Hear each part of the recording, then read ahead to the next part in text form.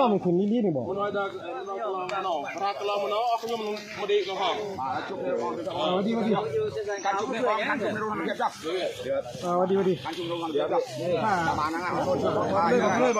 ของมันเดี๋ยวบอกสั่นครับผมก็บอกเลยเดี๋ยวนี้เลยเป็นราคาบอกมาให้จองยุ่งยากเล็กน้อยพาแขกยุ่งได้พาไปยุ่งธรรมดาบางมวยเดินเลยจะเธอบีให้ถอยไปบอกให้ถอยไปถ้างั้นไม่ใช่เลยลาดตระเวนร่วมนะนี่ถ้าคุณเข้าไปเลยถอยไปโอ้ใจเย็นใจเย็นบอกให้มันถอยไปไปเอาไปคนวัดนักทำจะได้มาคนโอเคมาเด็กเนี่ยตัวคอยทำอ้อยกระล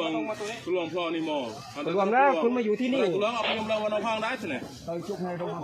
ตั้งใจจุกในน้องจ้า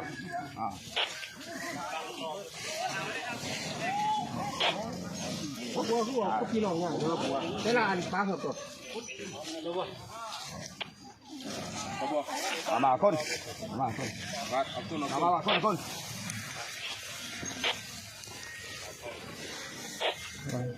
60เนี่ยถอดเยอะเลยถอดเยอะโอเคเอาถอดเยอะไปหนึ่งถอดบนมือมา